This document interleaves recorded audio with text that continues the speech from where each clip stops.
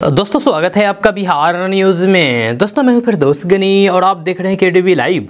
दोस्तों आज हो चुका है 14 मार्च 2023। तो आज की पूरे बिहार की टॉप न्यूज़ लेकर आए हैं आपके लिए।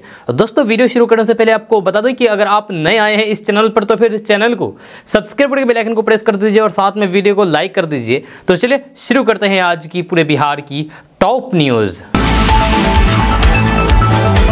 तो दोस्तों आज बिहार न्यूज में सबसे पहले बात करेंगे कि होली की छुट्टी के बाद एक बार फिर से विधानसभा बजट सत्र शुरू हो गया है। कल बिहार विधानसभा बजट सत्र के दौरान भाजपा ने जमकर के हंगामा किया।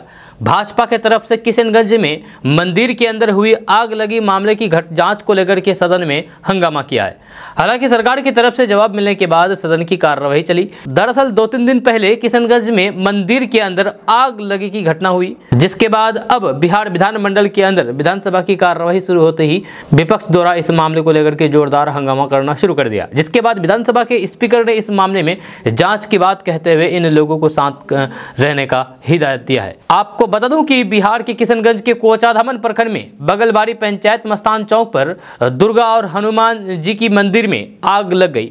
जब लोगों ने किसी तरीके से आग पर काबू पाया, मगर घटना में मंदिर की प्रतिमा बुरी तरीके से क्षतिग्रस्त हो गई, जिसके बाद कुछ लोगों द्वारा यह कहा जाना शुरू कर दिया गया कि मंदिर में किसी ने जानबूझकर के आग लगाई है। जिसके बाद कल सदन में भाजपा की तरफ से मामले में जांच की मांग को लेकर के सदन के अंदर हंगामा किया। आपको बता दूं कि किशनगंज बहादुरगंज रोड में मस्तान चौक के पास धार्मिक स्थल को नुकसान पहुंचाने की घटना की जानकारी मिलते ही लोग आक्रोशित हो गए। जब धार्मिक स्थल में आग लगने की सूचना पर सैकड़ों की संख्या में लोग इकट्ठा हो गए तथा विरोध में लोगों ने किशनगंज बहादुरगंज सड़क को जाम कर दिया। इतना ही नहीं, घटना की सूचना पर भाजपा नेता भी मौके पर पहुंच गए तथा दोषियों को सजा दिलाने की मांग करने लगे। इस बीच पुलिस भी मौके पर पहुंच गई तथा मामले में जांच पर भरोसा दिया है, जिसके बाद अब भाजपा की तरफ से सदन में हंगामा हुआ। दोस्तों बात करते हैं कि सन ऑफ बिहार के नाम से प्रसिद्ध यूट्यूबर मनीष कश्यप इन दिनों खूब चर्चा में हैं। आलम यह है कि पिछले कुछ दिनों से सोशल मीडिया साइट ट्विटर पर भी ट्रेंड कर रहे हैं। जब दरअसल मनीष कश्यप अपने यूट्यूब चैनल सच तक के माध्यम से बिहार समेत देश के अलग अलग राज्यों का वीडियो शेयर करते हैं। इस बीच हाल में मनीष कश्यप ने तमिलनाडु में बिहारियों के साथ हिंसा मामले को लेकर भी एक अपने सोशल मीडिया प्लेटफॉर्म पर एक वीडियो शेयर किया था, जिसे पुलिस ने फेक वीडियो बताते हुए मनीष कश्यप के खिलाफ FIR दर्ज किया है। वहीं अब एक बार फिर से मनीष कश्यप ने कल ट्विटर पर अपनी गिरफ्तारी का फेक न्यूज अपनी फोटो के साथ शेयर किया है, जिसके बाद फिर से पटना पुलिस ने उनके खिलाफ एक और केस दर्ज किया है। इन्हीं सब के बीच बिहार के बेतिया जिले के रहने वाले मनीष कश्यप को लेकर के सोशल मीडिया पर भी चर्चा काफी तेज है। जब उनके चैनल समेत अन्य यूट्यूब चैनलों पर उनके समर्थन में वीडियो अपलोड किया जा रहा है। उनके समर्थक बिहार पुलिस और बिहार सरकार के खिलाफ खुल करके वीडियो बना रहे हैं। अब तो मनीष कश्यप ट्विटर के टॉप ट्रेंड में आ चुके हैं, जब कोई उनकी गिरफ्तारी के समर्थन में तो कोई पुलिस की कार्रवाई के खिलाफ ट्वीट कर रहे हैं। दोस्तों बात करेंगे कि भाजपा के सीनियर नेता सुशील कुमार मोदी ने कहा है कि बिहार के मुख्यमंत्री नीतीश कुमार लालू प्रसाद यादव के परिवार के सदस्यों पर छापेमारी से खुश हैं। सुशील कुमार मोदी ने बड़ा दावा करते हुए कहा है कि नीतीश कुमार चाहते हैं कि तेजस्वी यादव जेल जाएं। आपको बता दूं कि बिहार की डिप्टी CM तेजस्वी यादव के दिल्ली में स्थित आवास और लालू यादव के कई अन्य सहयोगियों पर ED की छापेमारी के बाद उनका ये बयान आया। ED और CBI नौकरी के लिए जमीन घोटाले में लालू प्रसाद यादव और फिर उनके परिवार के सदस्यों की कथित संलिप्तता की जांच कर रही है। सुशील कुमार मोदी ने दावा किया है कि तेजस्वी यादव को CM बनाने के लिए राष्ट्रीय जनता दल से नीतीश कुमार पर दबाव था। जहां उन्होंने कहा कि छापेमारी के बाद अब ये दबाव खत्म हो जाएगा। नीतीश कुमार वह चाहते हैं कि तेजस्वी यादव जेल जाएं और इसीलिए वे कह रहे हैं कि CBI को तेजी से जाँच करनी चाहिए। दोस्तों बात करते हैं कि बिहार के समस्तीपुर का अमरजीत जयकर रातों रात गाना गा करके सोशल मीडिया पर वायरल हो गया था, जिसके बाद उन्हें फिल्म अभिनेता सोनू सूद ने गाना गाने का ऑफर किया और वे मुंबई चले गए। आज वे एक ऐसे मुकाम पर पहुंच चुके हैं जहां जाने का सपना हर युवा गायक का होता है। जब बीते शनिवार की रात इंडियन आइडल के मंच पर अमरजीत स्पेशल गेस्ट के रूप में पहुंचे थे, जहां पटोरी के भौवा गाँव के अमरजीत ने अपनी गायिका से मंच का मौसम बदल दिया। जहां उनके गाने को सुनकर के गायक और जज हिमेश रेशमिया और फिर विशाल ददनानी भावुक हो गए। इतना ही नहीं, फिर उन्हें इंडियन आइडल के अगले सीजन के लिए न्योता भी दे दिए। आपको बता दें कि जिस इंडियन आइडल ने अमरजीत को पहले रिजेक्ट कर दिया था, आज अमरजीत वहां गेस्ट बनकर के पहुंचे। इंडियन आइडल में हिमेश रेशमिया ने अपना गाना अमरजीत से गवाया। हिमेश रेशमिया ने कहा है कि इस गाने को मोहम्मद इरफान ने अपनी आवाज देकर के रिकॉर्ड किया था, मगर इस गाने के कंपोजिशन को फ्रेशनेस आपने दिया, इसलिए ये गाना आपका। आपको बता दूं कि ये गाना अब यूट्यूब पर रिलीज भी हो चुकी है, हिमेश रेशमिया की ऑफिशियल यूट्यूब चैनल पर। आपको बता दूं कि अमरजीत ने बताया है कि उनका परिवार परंपरागत रूप से नाई का काम करता आ रहा है। पापा ने पढ़ाई की मगर जिम्मेदारी ने आगे बढ़ने नहीं दिया, इसलिए वे भी दादा की तरह सैलून चलाने लगे। दोस्तों बात करते हैं कि लालू फैमिली पर चल रहे ईडी और सीबीआई इनकम टैक्स की कार्रवाई को लेकर के आरजेडी में काफ़ी गुस्सा है। जहां राजद विधायक ने इसको लेकर के बिहार सरकार से बड़ी मांग करते हुए केंद्रीय एजेंसियों के खिलाफ प्रस्ताव लाने की मांग की, तो फिर वहीं बीजेपी ने भी इस मामले में करारा जवाब देते हुए कहा कि ज़रूरत पड़ी तो फिर सेना भी बुलाई जाएगी। दरअसल राजद सुप्रीमो लालू प्रसाद और फिर उनके परिवार पर पिछले दिनों सीबीआई और ईडी की कार्रवाई हुई थी, जिसकी वजह से आरजेडी ने नाराजगी जाहिर की थी। जब लालू प्रसाद यादव, तेजस्वी यादव सहित पार्टी के तमाम नेताओं ने केंद्रीय एजेंसियों पर गंभीर आरोप लगाए हैं, लेकिन इसके बावजूद भी लगातार हो रही कार्रवाई को लेकर के अब आरजेडी ने बड़ी मांग कर दी है। राजद विधायक भाई वीरेंद्र ने कहा कि बिहार सरकार प्रस्ताव लाए कि बिना राज्य की अनुमति के कोई भी केंद्रीय एजेंसी राज्य में कोई भी कार्रवाई ना कर सके। भाई वीरेंद्र ने कहा कि मुख्यमंत्री नीतीश कुमार से इनकी मांग करते हैं कि दूसरे राज्यों की तरह बिहार में भी इस तरीके का कानून बनाया जाए कि जब भी केंद्रीय एजेंसियों को बिहार में कहीं भी कार्रवाई करनी है तो फिर वे पहले राज्य सरकार से इजाज़त लें और फिर इजाज़त मिलने के बाद ही किसी तरीके की कार्रवाई करें। दोस्तों बात करेंगे कि सऊदी अरब में रमजान से पहले सख्त नए नियमों के ऐलान से पूरी दुनिया में नई बहस छिड़ गई है। दरअसल सऊदी के इस्लामिक मंत्रालय ने इस साल रमजान के पवित्र महीने को मनाने के लिए कई बड़े नियमों और फिर प्रतिबंधों की घोषणा की है। जहां इन दिशा निर्देश में लाउड स्पीकर के उपयोग पर भी प्रतिबंध लगा दिया है। जहां सोशल मीडिया पर लगातार इसको लेकर के प्रतिक्रिया देखने को मिली है। दोस्तों बात करते हैं कि पैन कार्ड आज के समय में एक जरूरी डॉक्यूमेंट्स बन गया है। इस कार्ड के बिना आप पैसों से जुड़े किसी भी तरीके के काम नहीं कर सकते हैं। ये इनकम टैक्स विभाग की तरफ से जारी किया जाने वाला ये एक जरूरी दस्तावेज है। लेकिन इन दिनों एक खबर सामने आ रही है कि पैन कार्ड इस्तेमाल करने वाली महिलाओं को केंद्र सरकार की तरफ से आर्थिक सहायता दी जा रही है। आइए आपको बताते हैं कि आखिर ये पूरा मामला है क्या और इसकी सच्चाई क्या है। इन दिनों सोशल मीडिया पर कई तरह की खबरें वायरल हो रही है। जैसे सामने एक पोस्ट आ रही है जिसमें दावा किया जा रहा है कि केंद्र सरकार सभी पैन कार्ड धारक महिलाओं को 10,000 की नगद राशि प्रदान कर रही है। इस पोस्ट को देखने के बाद पीआईबी फैक्ट चेक ने इसकी सच्चाई के बारे में पता लगाया है। पीआईबी ने अपने ऑफिशियल ट्वीट में लिखा है कि योजना 4U नामक यूट्यूब चैनल के एक वीडियो में दावा किया जा रहा है कि केंद्र सरकार सभी पैन कार्ड धारक महिलाओं को 10,000 रुपये की नगद राशि प्रदान कर रही है। फैक्ट चेक के बाद यह पता चला है कि यह दावा बिल्कुल पूरी तरीके से फर्जी है, गलत है। केंद्र सरकार की तरफ से इस तरह की कोई भी योजना नहीं चलाई जा रही है। साथ ही सरकार ने कहा कि इस तरह की वायरल खबरों के किसी के भी साथ शेयर ना करें और सिर्फ सरकारी वेबसाइट पर ही भरोसा करें। अगर आपके पास भी इस तरीके का कोई भी मैसेज आता है तो फिर आप बिल्कुल भी परेशान ना हो, इस पर विश्वास ना करें। इस तरीके के फर्जी मैसेज को किसी के साथ भी शेयर ना करें। दोस्तों बात करते हैं कि होली की छुट्टी के बाद बिहार विधानमंडल का बजट सत्र शुरू हो गया है। जहां सदन की कार्रवाई शुरू होने के साथ ही दोनों ही सदनों में हंगामा शुरू हो गया। विधान परिषद की कार्रवाई शुरू होने से पहले बीजेपी के सदस्यों ने सदन के बाहर बिहार की विधि व्यवस्था और पिछड़ा और अति पिछड़ा आयोग के गठन को लेकर के जोरदार हंगामा किया। जहां विरोधी दल के नेता सम्राट चौधरी के नेतृत्व में बीजेपी के सदस्यों ने सदन के बाहर जमकर के नारेबाजी की। जहां सदन की कार्रवाई शुरू होने से पहले बीजेपी के विधान पार्षद बिहार विधान परिषद के बाहर नारेबाजी करने लगे। जहां बिहार में बिगड़ते कानून व्यवस्था और पिछड़ा और अति पिछड़ा आयोग में खामियों का आरोप लगाते हुए सदस्यों ने सरकार के खिलाफ जमकर के जोरदार हमला बोला है। वहीं प्रजापति हत्याकांड, जेठुली कांड की न्यायिक जांच कराने की मांग बीजेपी के सदस्यों ने की है। जब बीजेपी के सदस्य प्रमोद चंद्र वंशी ने कहा कि सरकार की ने अति पिछड़ा आयोग का गठन किया लेकिन इसे कोई फायदा नहीं हुआ। जब सरकार ने हड़बड़ी में आयोग का गठन किया है जो किसी भी काम का नहीं है। जब उन्होंने कहा है कि सुप्रीम कोर्ट ने स्पष्ट निर्देश दिया था कि डेडिकेटेड कमेटी गठित करके राजनीतिक रूप से जो समाज पिछड़ा हुआ है उसे नगर निकाय चुनाव में आरक्षण दिया जाए, लेकिन मुख्यमंत्री ने डेडिकेटेड कमेटी का गठन नहीं किया है। जब राज्य सरकार का जो भी अति पिछड़ा आयोग था उसके आधार पर निकाय चुनाव कराया जो गलत है, उसके रिपोर्ट को भी सरकार ने सार्वजनिक नहीं किया है।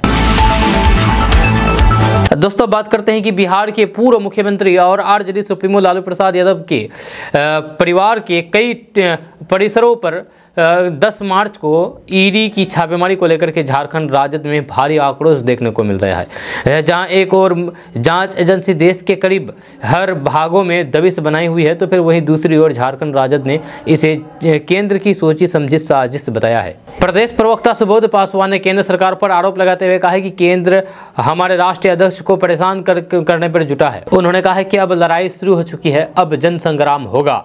उन्होंने यहाँ तक कह डाला है कि अब देखना है कि कौन वीर है, किसके धमनी में खून बहता है और किसके धमनी में पानी।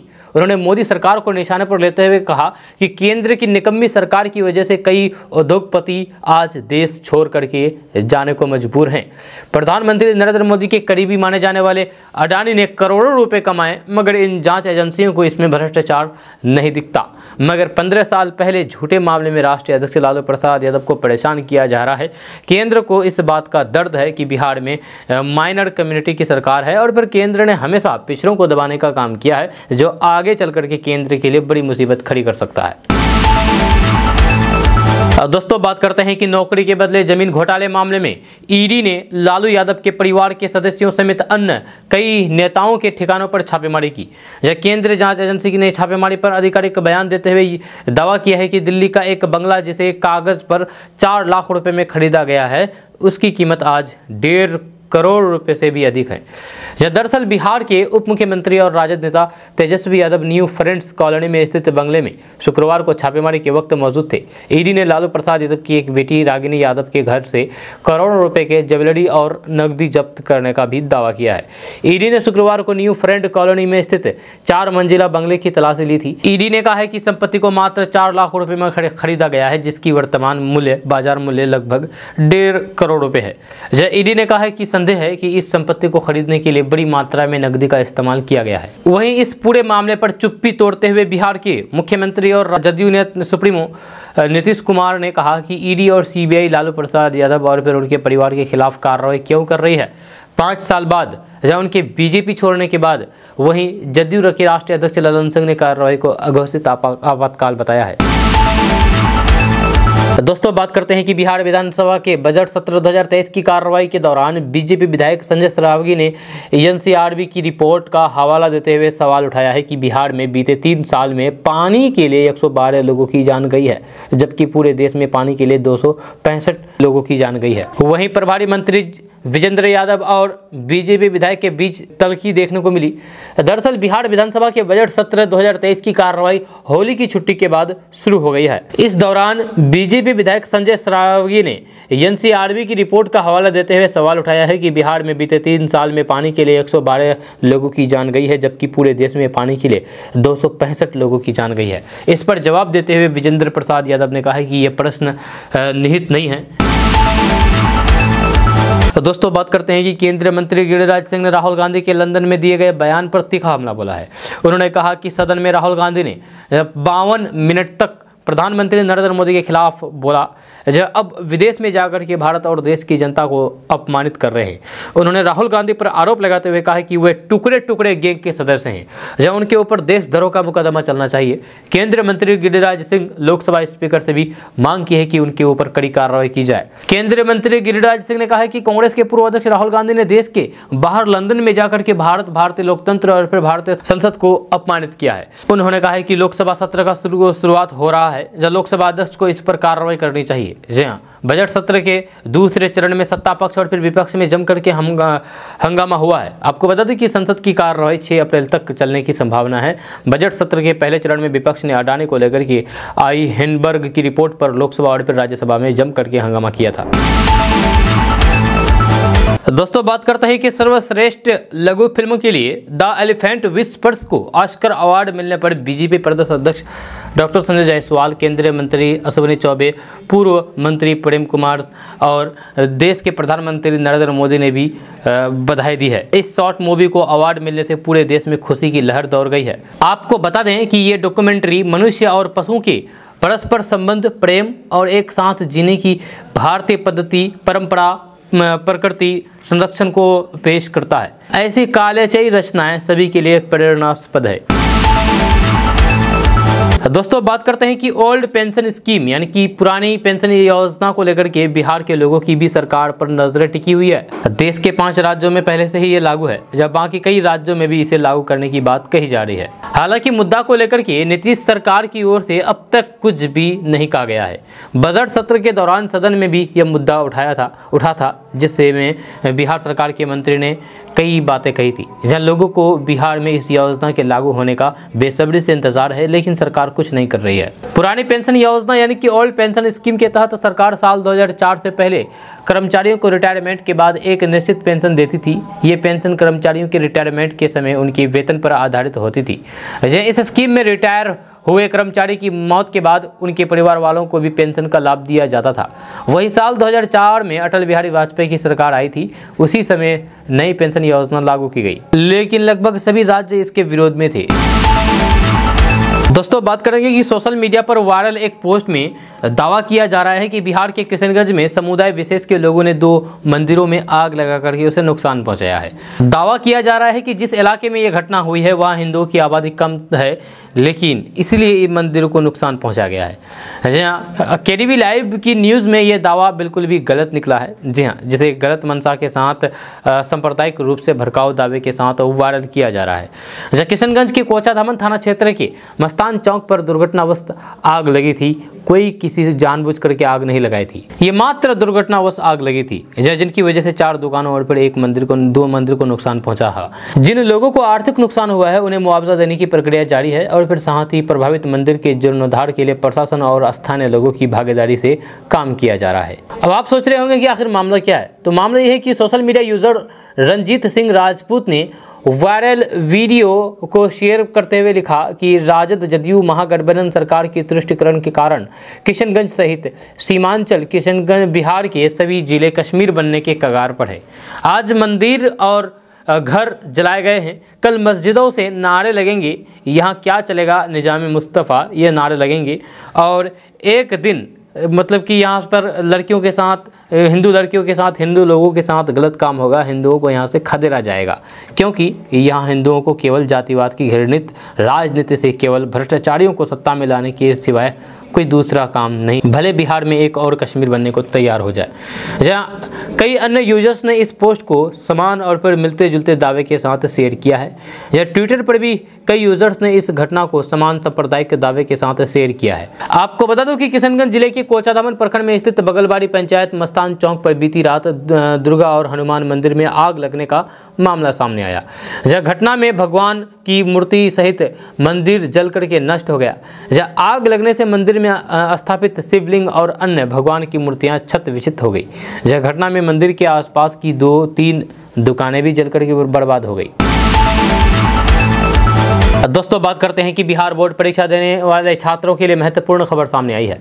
गौरतलब है कि बिहार बोर्ड परीक्षा संपन्न कराई जा चुकी है। अब बोर्ड रिजल्ट जारी करने की तैयारी में युद्ध स्तर पर जुटा हुआ है। इसी कड़ी में बोर्ड की ओर से टॉपर्स वेरिफिकेशन की प्रक्रिया शुरू कर दी गई है, जिसके तहत 12वीं की संभावित टॉपर्स को आज से इंटरव्यू लेने के लिए बुलाया जा रहा है। फिलहाल हम आपको बिहार बोर्ड का एक खास नियम बताने जा रहे हैं, जिसके तहत फेल होने वाले छात्रों को भी पास कर दिया जाता है। अगर कोई छात्र केवल 1 या फिर 2 विषय में कुछ ही अंकों से फेल हुआ है तो फिर बिहार बोर्ड उसे ग्रेस मार्क्स देकर के पास कर दिया जा सकता है। जब पिछले कुछ सालों में बोर्ड ने कई छात्रों को ग्रेस मार्क्स देकर के पास भी किया है। ऐसे में पासिंग मार्क्स से कुछ अंकों के से चूक जाने वाले छात्रों के लिए ये बहुत मददगार साबित होता है। सूत्रों से मिली जानकारी के अनुसार बिहार बोर्ड इंटर का रिजल्ट 18 मार्च को जारी कर दिया जाएगा।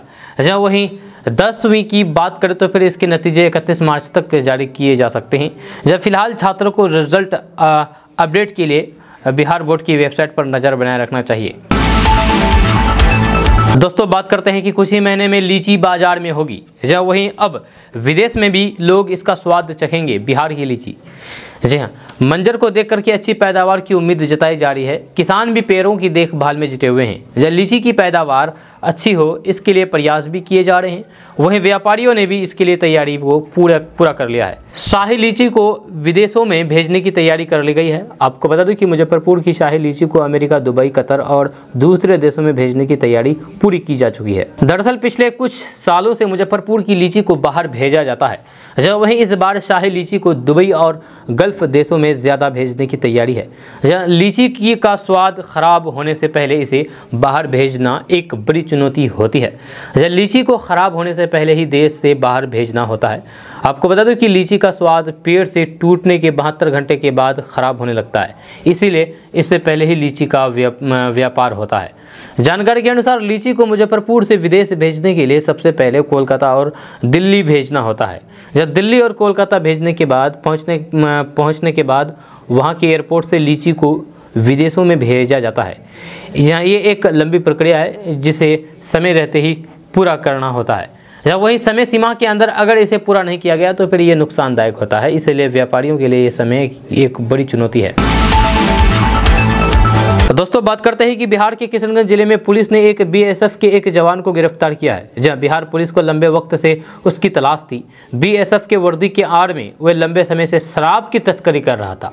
जब पूछताछ की गई तो फिर उसने कहा कि 1 साल से वेतन नहीं मिला है, जिसके कारण वे अवैध कारोबार करता है। बीएसएफ इंस्पेक्टर की कार से 106 लीटर शराब, लाइसेंसी पिस्तल, 8 राउंड गोली, 2126 रुपये नकदी और एक मोबाइल बरामद किया है। पुलिस ने बताया है कि बीएसएफ का जवान वर्दी और आईडी कार्ड का ढौंस दिखा करके शराब की तस्करी करता था। कार पर सेना संबंधित बोर्ड लगा करके वह पुलिस को चकमा देता था। शराब तस्कर के आरोप में बीएसएफ का जवान पूर्व में कई बार उत्पाद विभाग और फिर पुलिस को चकमा देकर के फरार होने में सफल रहा। जब उत्पाद विभाग को कुछ समय से बीएसएफ इंस्पेक्टर के द्वारा शराब तस्करी की सूचना मिलती रही है। जहाँ इससे पहले बीएसएफ इंस्पेक्टर उत्पाद विभाग को चकमा देकर के फरार हो गया था।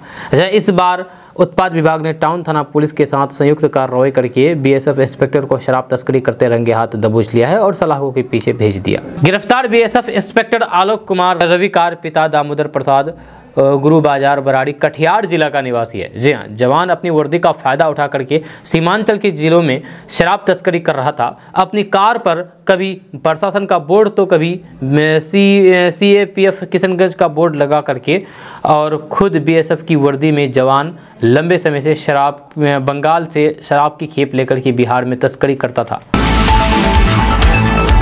दोस्तों एक कहावत है कि जोड़ियां ऊपर से ही बनकर के आती है, लेकिन ये अब सच साबित होता नजर आ रहा है। इसका सीधा उदाहरण बिहार के सारण जिले में देखने को मिला है, जहां एक 3 फीट के दूल्हे को 3.5 फीट की दुल्हन मिल गई। दोनों ने मरोड़ा के गढ़ देवी मंदिर शादी रचाई और फिर 7 फेरे लेकर के एक दूसरे का साथ निभाने का वादा किया। मिली जानकारी के अनुसार चंदचोरा में राम कोलवा गाँव के रहने वाले 23 वर्षीय श्याम कुमार की हाइट महज 3 फीट है, जिसकी वजह से युवक की शादी नहीं हो पा रही थी। या दूसरी ओर मरोड़ा अनुमंडल की भवलपुर की रहने वाली 20 वर्षीय रेणु की हाइट भी कम होने की वजह से उनकी भी शादी रुक गई थी। लेकिन आज साबित हो गया है कि जोड़ियां ऊपर से ही बनकर के आती है। जब दोनों के लिए एक शख्स फरिश्ता बनकर के आया और फिर आपस में दोनों परिवारों को मिलवाया। जहां आपस में मिलते ही दोनों परिवार के बीच रिश्ता पक्का हो गया। जब फिर शुक्रवार को परिवार वालों और फिर मित्रगणों के बीच दोनों ने गढ़ देवी मंदिर में शादी रचा ली। दोस्तों बात करते हैं कि 2017 में अपने डिप्टी सीएम यादव के खिलाफ यानी कि तेजस्वी यादव के खिलाफ भ्रष्टाचार के मामले को देखते हुए उन्होंने राजद के साथ गठबंधन तोड़ते हुए कहा था कि उन्हें घुटन महसूस होती है। ये हम बात कर रहे हैं बिहार के मुख्यमंत्री नीतीश कुमार की। 6 साल बाद मुख्यमंत्री नीतीश कुमार ने ईडी की कार्रवाई की वजह पार्टी के नए गठबंधन को बताया है।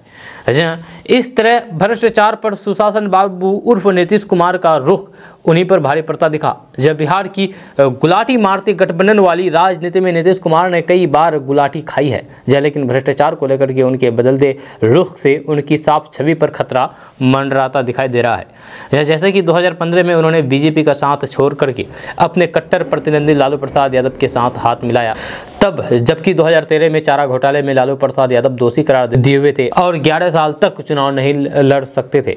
ये बात तब हुआ जब जदयू के नेता स्वर्गीय शरद यादव और वर्तमान प्रमुख राजीव रंजन सिंह ने लालू के खिलाफ लड़ाई की अगुवाई की थी। लेकिन इस बात को भुला दिया गया जब जदयू राजद ने बिहार में जीत हासिल की।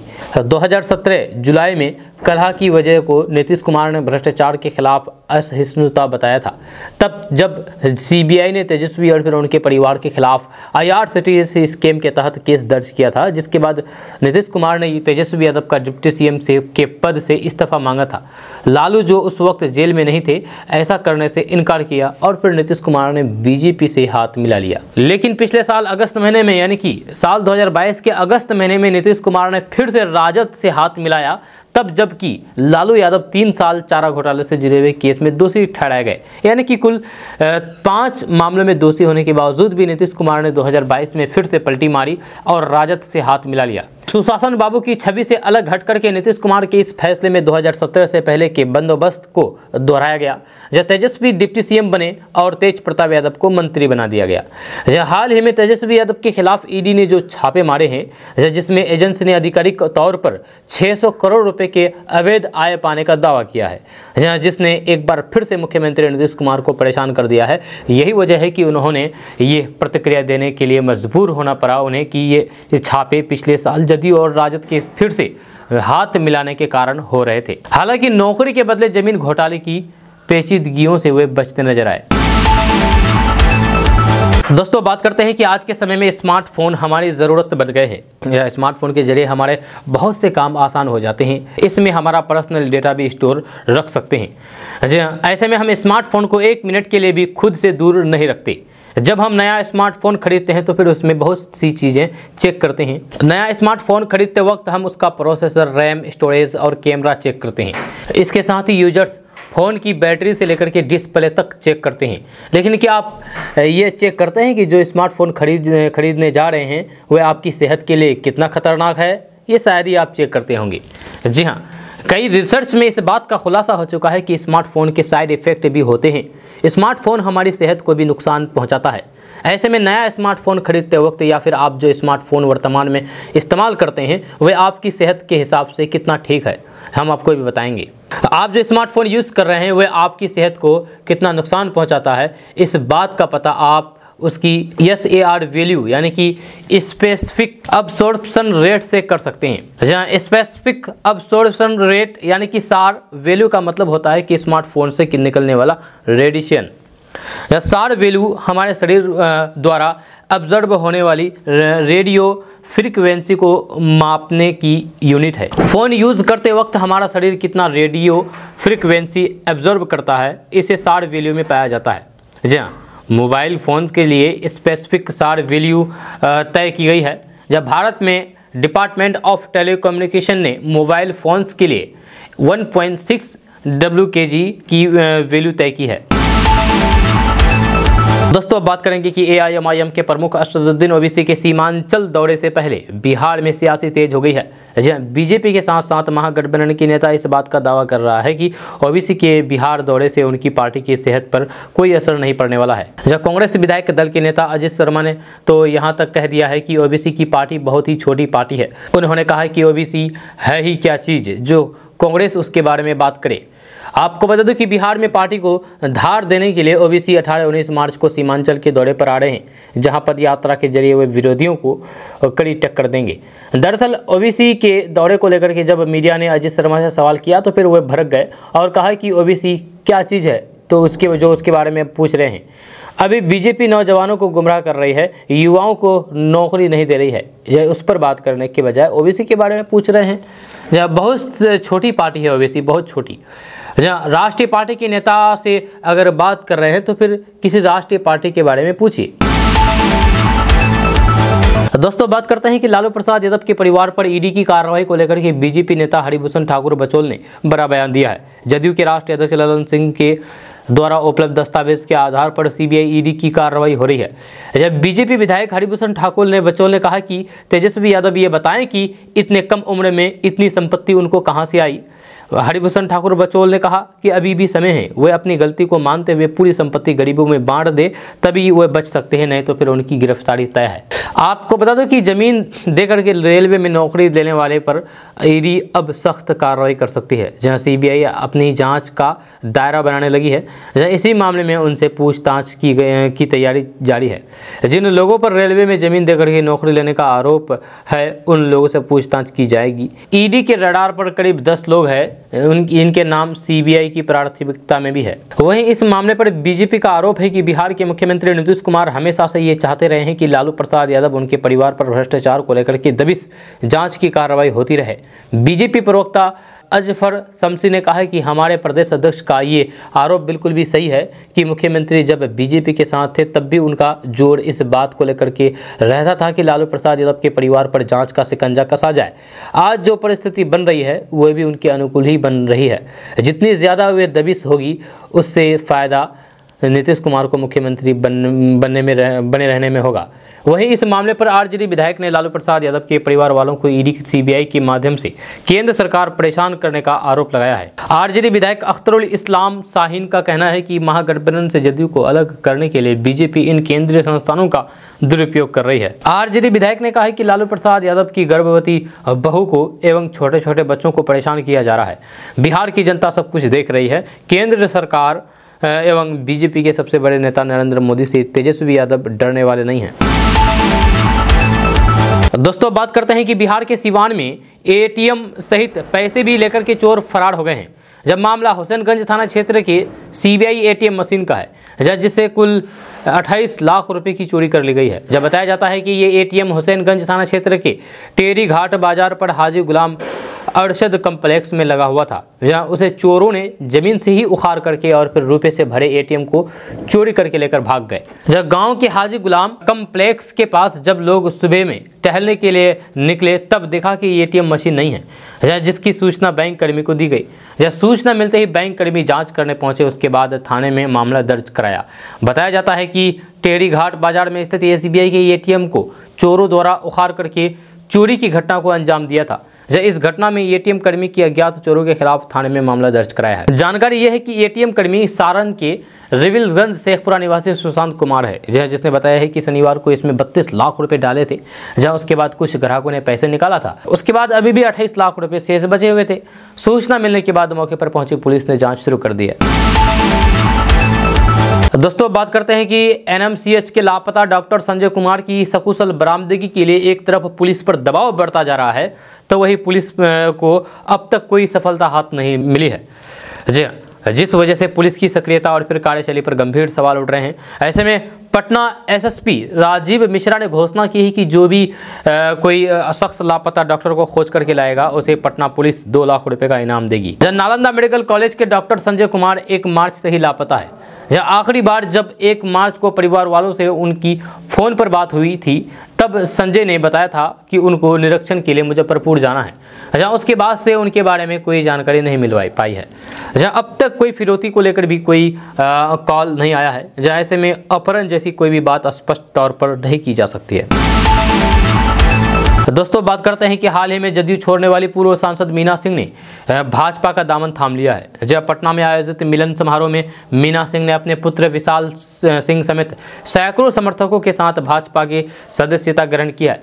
मीना सिंह ने कहा है कि कोई विधायक एमपी 2 या फिर 3 बार भले ही बन जाए, लेकिन आज इतनी भारी संख्या में अपने समर्थकों के साथ मौजूद हूँ, यही हमारी सबसे बड़ी कमाई है।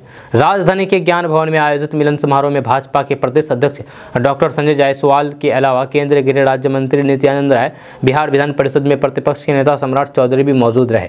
इस मौके पर मीना सिंह ने आरोप लगाया है कि पिछले 2 सालों से पार्टी के अंदर कुछ ऐसे हालात बन गए थे कि उन्होंने पार्टी के कार्यक्रमों में भाग लेना ही छोड़ दिया था। मीना सिंह ने कहा है कि मुख्यमंत्री नीतीश कुमार कहते थे कि पार्टी में लोग रोज आते हैं रोज जाते हैं, लेकिन जितनी भारी संख्या में समर्थकों के साथ हमने पार्टी छोड़ी है, ये देख करके नीतीश कुमार को अफसोस हो रहा होगा। दोस्तों बात करते हैं कि बिहार विधानसभा बजट सत्र फिर से शुरू हो गया है, जय होली के बाद। इस बीच आज अख्तरुल ईमान ने, जो एआईएमआईएम के एकमात्र विधायक है सीमांचल से, अख्तरुल ईमान ने आवाज़ उठाई है और यह आवाज़ अल्पसंख्यकों की समाज की आवाज़ की हक के लिए आवाज़ उठाई है। जहाँ उन्होंने कहा है कि नीतीश कुमार सबको साथ लेकर के चलने की बात करती है, खुद को मुसलमानों का मसीहा बताती है, लेकिन आज बिहार में आए दिन अल्पसंख्यक मारे जा रहे हैं। पूरे बिहार में अल्पसंख्यक के साथ दोहरा सलूक हो रहा है। आए दिन अल्पसंख्यक समाज के लोगों की हत्या हो रही है। जहाँ कई जगहों पर मुस्लिम युवक की हत्या की गई है। बेगूसराय में 2 लड़कियों के साथ शराब के नशे में गलत काम किया जाता है। जहाँ राज्य सरकार, बिहार सरकार से हमारी मांग है कि सरकार अल्पसंख्यकों की सुरक्षा को गंभीरता से लें, यह कहना है अख्तरुल ईमान का, जो अमोर से विधायक हैं। जी हाँ, वहीं विधायक अख्तरुल ईमान ने किशनगंज मामले को लेकर के कहा कि अभी उसकी जांच चल रही है। जहां अभी इस पर कुछ भी कहना ठीक नहीं है, जांच के बाद खुद पता चल जाएगा कि सच्चाई क्या है। दरअसल अख्तरुल ईमान बात कर रहे थे कि 2 दिन पहले किशनगंज के मस्तान चौक में मंदिर में आग लग गई थी, जिसको लेकर के बहुत से लोग जिसको लेकर के बहुत से लोग जानबूझ करके आग लगाने की बात कह रहे हैं। तो फिर कुछ लोग कह रहे हैं कि ये आकस्मिक आग है। हालांकि पुलिस इस बात को साफ कर चुकी है कि ये आग आकस्मिक आग है, किसी ने कोई जानबूझ करके आग नहीं लगाई है। जहाँ इसी को लेकर के अख्तरुल ईमान ने कहा है कि इस पर जांच चल रही है, जांच आने के बाद पता चल जाएगा कि आखिर मामला है क्या। अख्तरुल ईमान ने कहा है कि भारतीय जनता पार्टी को सिर्फ मंदिर की परवाह है, मस्जिद की नहीं। जहाँ हम लोग सभी धार्मिक स्थलों की सुरक्षा की बात करते हैं, चाहे मंदिर, गिरजाघर हो, गुरुद्वारा हो या फिर मस्जिद हो, ये देश सबका है। दोस्तों आज का न्यूज़ बस यहाँ तक। कैसा लगा नीचे कमेंट बॉक्स में कमेंट करके जरूर बताइएगा। अगर आप नए आए हैं इस चैनल पर तो फिर चैनल को सब्सक्राइब करके बेल आइकन को प्रेस कर दीजिए और साथ ही वीडियो को लाइक कर दीजिए, अपने दोस्तों के साथ शेयर भी कीजिए। तो चलिए मिलते हैं फिर नेक्स्ट वीडियो के साथ। तब तक के लिए जय हिंद, जय बिहार।